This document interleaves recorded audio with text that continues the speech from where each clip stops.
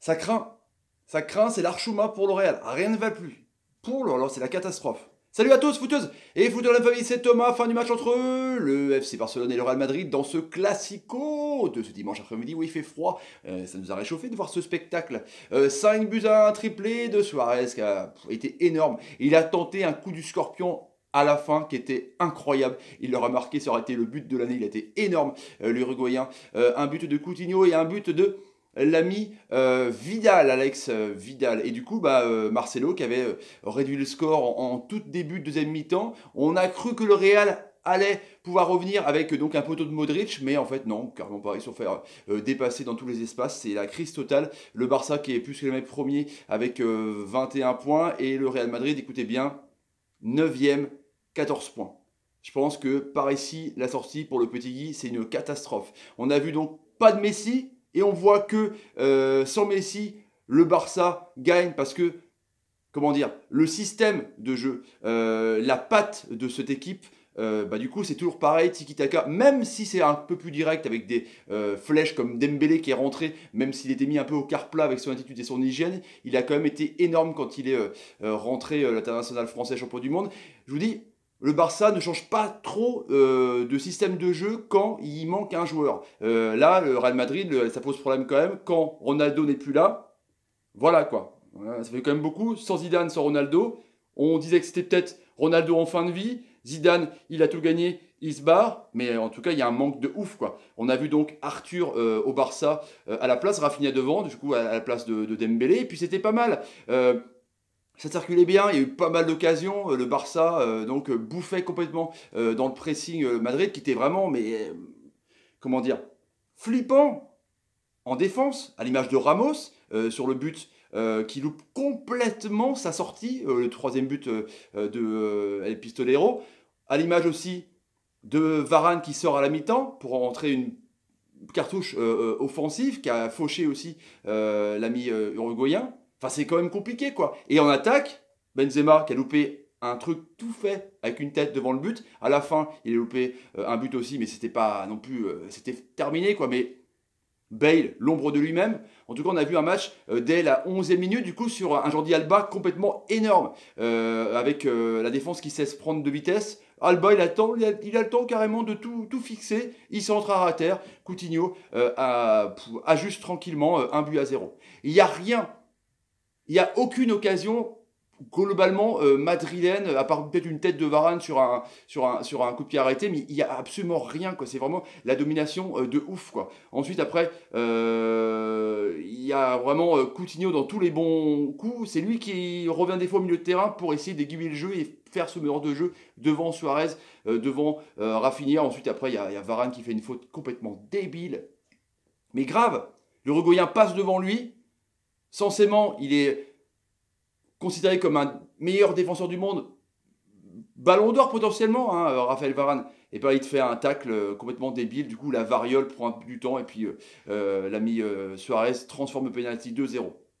Pas de révolte, rien du tout, quoi. Tu dis, c'est quand même assez compliqué, quoi. Et là, deuxième mi-temps, ça a dû quand même gueuler. Lopetegui, on sait pas trop. Peut-être Ramos, le capitaine. Allez, on se reprend quand même, les gars, au Camp Nou. Il y a un peu plus de pressing.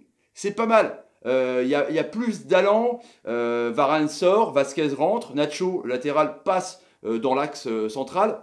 On verra que c'est un peu une catastrophe aussi plus tard. Et en 10 minutes, tout est possible justement. Avec la réduction du score de Marcelo, qui veut partir à la Juve, lui, rejoindre tous ses potes.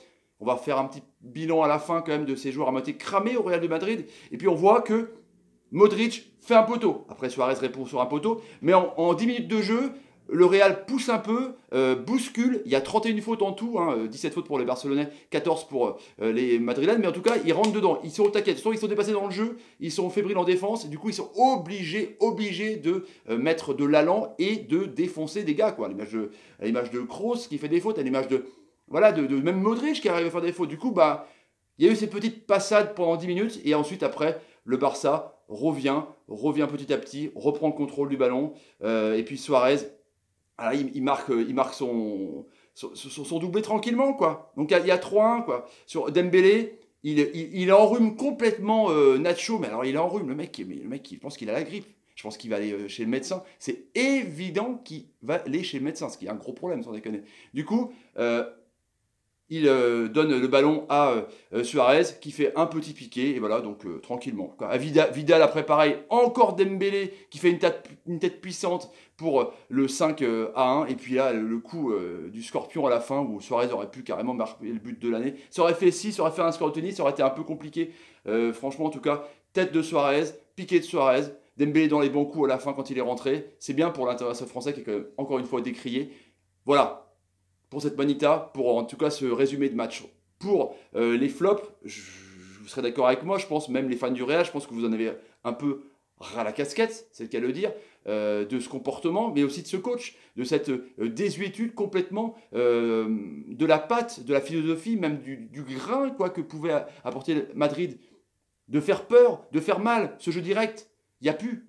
Le milieu de terrain, grosse, on dirait qu'il est cuit, même en sélection, de toute façon. J'avais fait l'analogie avec justement Toni Kroos et les joueurs de la Mannschaft. Modric, il est fatigué aussi. Il n'a pas beaucoup récupéré la Coupe du Monde. Puis c'est des trentenaires. Casemiro, il a fait son taf, mais bon, il est obligé de décoper un peu les brèches de tout le monde. Et puis la défense, quoi. Ramos, il est bien. Enfin, il est bien, ouais, il est bien, mais bon. Sur le but où il loupe sa sortie, justement sur le piqué de Suarez, il loupe complètement, mais complètement sa sortie de défensif. Quoi. Il n'est pas habitué à ça. Il a mis des coups, certes, mais on dirait qu'il est un peu fatigué. Je ne vais pas dire que les joueurs sont terminés, parce que c'est quand même des grands joueurs qui ont tout gagné. Ils ont tout gagné. Mais ils sont fatigués, les mecs. Ils sont fatigués. Et puis voilà, Varane a été en dedans. Courtois, le pauvre, voilà, Courtois fait un grand match au Classico, alors que voilà, ça alterne entre Navas, je sais pas, c'est le bordel à Madrid, quoi, franchement, et je pense qu'il y aura de grands remue-ménages. Je pense d'ailleurs que le petit Guy va gicler direct là, je pense que dans 5 minutes, là, avec peut-être Solari. On verra en tout cas comment ça va se passer. En tout cas, Barça a fait un super match, Barça, sûr de ses forces, sans vraiment en plus forcer, sans Messi, tranquille, quoi qu'il prend la tête.